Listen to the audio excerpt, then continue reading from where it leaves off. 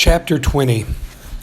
February became March, but the weather in the spring of 1942 remained bitterly cold.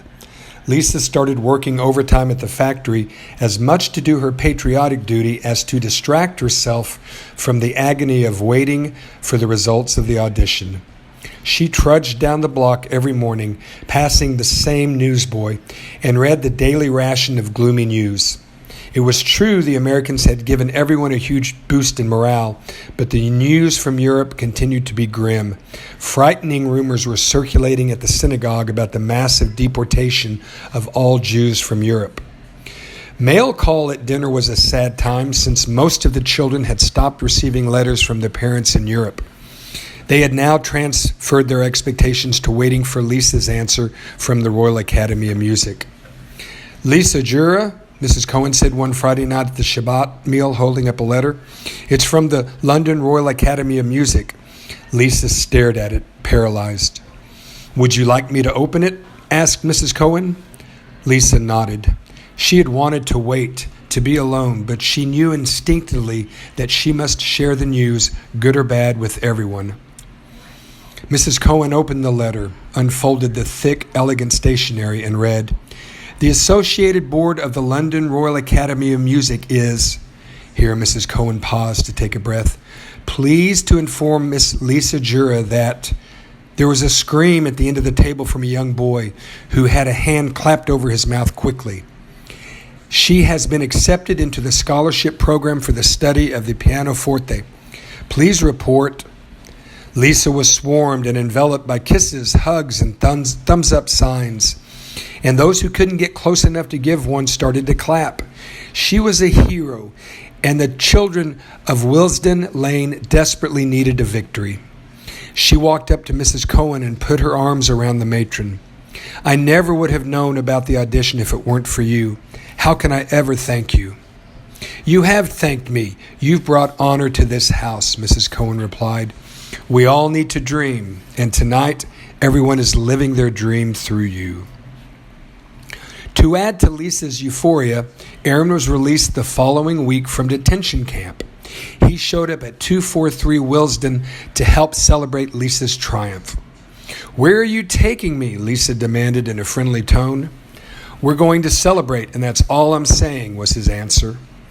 Lisa ran upstairs, putting on her new pleated skirt and a chic blue blouse, topped by a stylish felt hat, and met him in the foyer. He whistled his approval, and off they went. They jumped on a double-decker bus and were having so much fun they almost missed their stop, the Parliament building, or what was left of it after the bombing. "What are we doing here?" Lisa asked, somewhat disappointed. "Just wait, you'll see." "This better be good," she teased. Finally, an old gentleman arrived and waved. "Hello, Mr. Lewin," he said, shaking Aaron's hand. "Let's go." The man unlocked a door and led them to some narrow stairs. "Come on, hurry up," Aaron said, and they followed the man up and up the stairs. "Are we there yet?" "Keep climbing, you'll just have to trust me," Aaron said. When they reached the top, Lisa saw it, a giant clock with its inner workings and huge bells. "It's Big Ben," Aaron exclaimed. "I can't believe it," Lisa cried delightedly. They were high above London, and the city stretched out below them.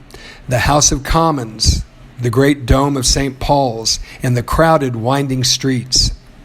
The Thames flowed peacefully and disappeared into the distance.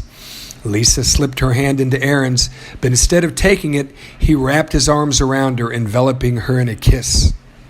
Then they stood speechless, staring at the great panorama before them.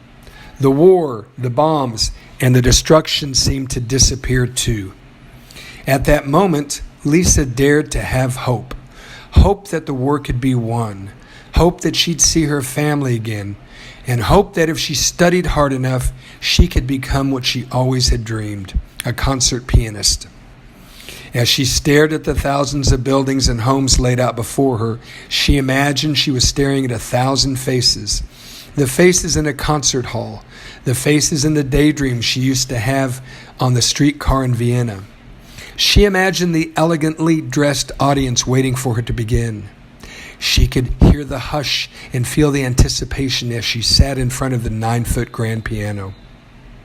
She saw Aaron was also dreaming of faraway things, but he wasn't staring at the horizon. He was looking down at a group of British soldiers gathered beneath Big Ben's tower.